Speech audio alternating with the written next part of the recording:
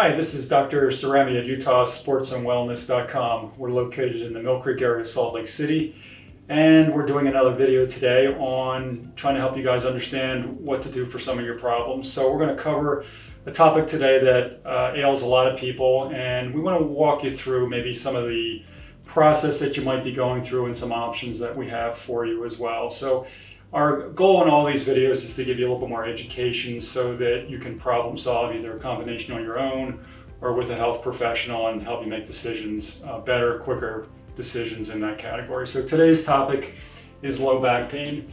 It affects a lot of people. There's a lot of statistics out there saying that 60 to 70% of the population at one point or another will have low back pain.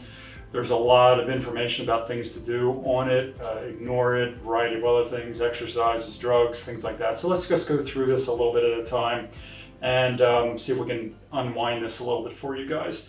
So the first thing I think that would happen for the average person, myself included, is that if we have an ailment, something shows up, sometimes out of the blue, sometimes maybe after a hard exercise or activity, is that we get an awareness that something's not right. We get an ache or pain. And we've got an article on the website called Good Pain, Bad Pain, Ugly Pain that helps you define that a little bit more. We're going to go to category 3. Let's just say it's ugly pain and that doesn't go away in a short period of time. So the timeline for people making decisions sometimes would be this. I think the average person initially might say, well, it's only a temporary thing. It just happened. I'm going to ignore it. Just cross my fingers and maybe when I get up tomorrow, I'll feel better. Maybe there's 2, 3, 4 days of that. We did another video on how to rate the pain, but let's just say after your weekend activity, now it's Wednesday or Thursday, and you're still hurting quite a bit, and you're kind of getting your attention a little bit more, and you're not really sure what to do. Within that period of time, you may stop the activity and wait it out. So if you're an endurance athlete or a tennis player or a golfer or something, you might say, look, I'm not going to play on Tuesday like I normally would. My body needs some help. I'm just going to see if it can solve itself. In many cases it will, some it won't. Okay, as we progress through, again, here we get to some crossroads here. Some people might say, well, I'm going to take a bunch of ibuprofen or Advil or things like that to knock the pain down because I don't have time. I've got to go do a variety of things, X, Y, and Z with my family, or I've got some other commitments and I'm going to subdue the pain or lessen the pain chemically.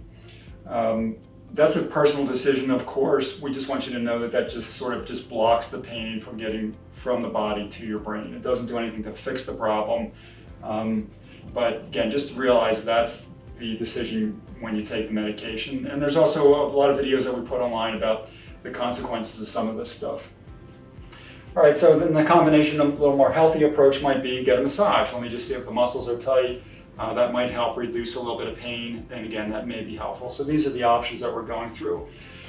Let's say we're into the following week and weekend, and it's affecting you now. You can't go skiing, you can't go for a bike ride, and you kind of go, geez, what's going on here? And maybe you're going to pick some friends' opinions, ask some questions around, go to Dr. Google, which can sometimes be helpful and sometimes be complicated or not helpful. What I find in this category is that it can confuse you more than it helps you because there's no real direction there. It's just basically all over the map. I've had dozens of patients over the years that have come in and just said, oh, I thought I had this, I read this, what about that? And in most cases, the diagnosis is way wrong. I jokingly say that when I try to solve something, let's just say if my computer's not good, the only thing I know really about a computer system is it has a hard drive and a couple other things. And I don't really know what the problem is, but I'm going to call an expert to come in and fix it after maybe I've tried a couple basic things. So this can kind of confuse you more than it helps you. Okay, now we're getting maybe into the longer term and it's 2 weeks. And for some people, this could be a year or 6 months, a year, 2 years. But now we've got a situation saying, look, I can't solve it on my own. What am I going to do? How am I going to deal with this? What can I do? What are my options?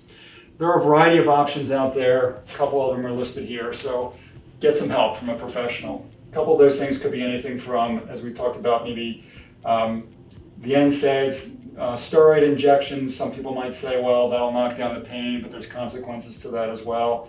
Some basic chiropractic adjustments. What we tell people is that the first thing you really want to do, depending on whether you want to just mitigate this or solve it, is get a proper diagnosis. And a lot of times that requires an x-ray, maybe an MRI, but definitely a good examination so the physician can know exactly what the underlying cause might be and rule out some other things. Obviously, what we do is non-invasive care, so what we're looking for is to go forward with things that are not damaging or have significant consequences to the body. So we're trying to help the body heal naturally. So what we'll do is we'll go through these areas here. We'll find out what the goals are for the person. Maybe it's just I want to get back to skiing. Take a look at the history. Has this problem happened before? How often? How long? What was the severity? Or is your pain a low level 2 or 3 all the time and you just didn't realize it?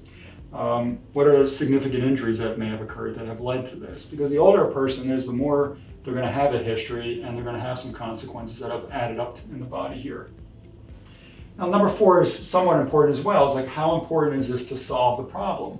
So that's a patient-driven question. I can't decide that for the patient, but we just had an older woman come in today about my age, or yesterday, excuse me, in her early 60s and say, hey, this problem's been bugging me for a while and it just feels like I'm on thin ice all the time. When I'm hiking, it's bothering me and I don't really want to go through the next 20 or 30 years like this. What can we do? So it's important for her to get back to neutral, not just accept that she's older and she's going to be uncomfortable for quite a while or continually. The next one is timing. What was the event, or is that something specifically happened? How high is the pain on a scale of 0 to 10? Is it a 5 out of 10, or 8 out of 10, or a 1 out of 10? And is the pain acute or chronic? Have you had this for months or years, or has it just happened recently? So this all helps us put together what's called a differential diagnosis to find out what the source of the problem is and helps us solve it. Now, the other thing that we want to do is we want to look at sustainability. The real key here is that when I get something fixed, I want to make sure it's fixed for good. So we don't want to just have pain relief or pain removed. We want to have stability. We want to prevent the problem from coming back. And that's why we'll give you exercises and other things to do as well. So low back pain, again, there's a lot of things that we'll do. We'll have exercises on the videos eventually as well, some things that you guys can do on your own. And one of the main things that we can help with low back pain is a really interesting treatment that's low-level laser. So we have a low-level laser that's approved by the FDA for low back pain. I believe that's only 6 sessions. It's the only laser that's out there that's approved to treat low back pain. We did another video on that explains that. We also have a video on explaining laser.